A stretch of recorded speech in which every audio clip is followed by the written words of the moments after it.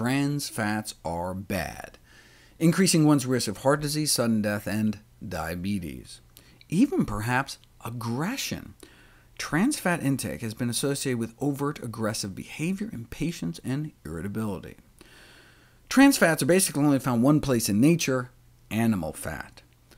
The food industry, however, found a way to synthetically create these toxic fats by hardening vegetable oil in a process called hydrogenation, which rearranges their atoms to make them behave more like animal fats.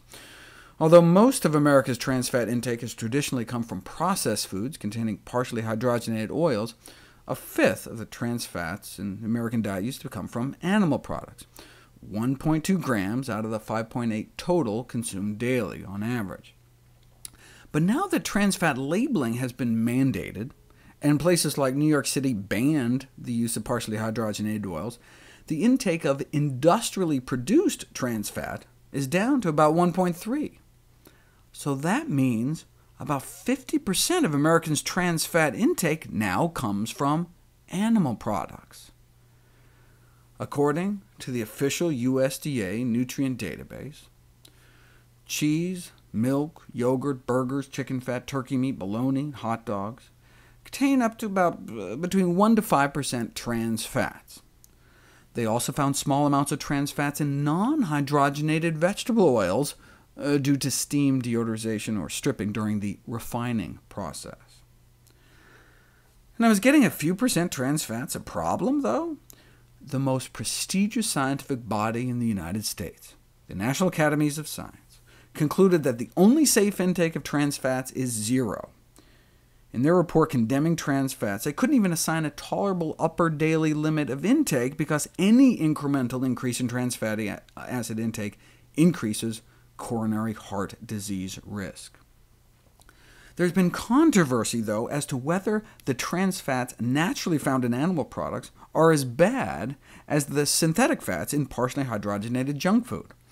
The latest study supports the notion that trans fat intake, irrespective of source, animal or industrial, increases cardiovascular disease risk, especially, it appears, in women.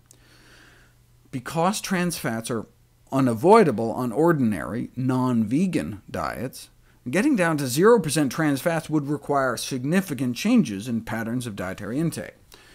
One of the authors of the report, the director of Harvard's cardiovascular epidemiology program, famously explained why, despite this, they did not recommend a vegan diet. "We can't tell people to stop eating all meat and all dairy products," he said. "Well, we could tell people to become vegetarians," he added. "If we were truly basing this only on science, we would, but it is a bit extreme." Wouldn't want scientists basing anything on science, now would we? Nevertheless, the report concludes it is recommended that trans fatty acid consumption be as low as possible while consuming a nutritionally adequate diet. Even eating vegan, though, there's a loophole in labeling regulations that allows food with trans fats that contain up to 0.5 grams per serving to be listed as having, you guessed it, 0 grams of trans fat. This labeling is misguiding the public by allowing foods to be labeled as trans fat-free when they are in fact not. So, to avoid all trans fats, avoid meat and dairy, refined oils, and anything that says partially hydrogenated in the ingredients list, regardless of what it says on the nutrition facts label.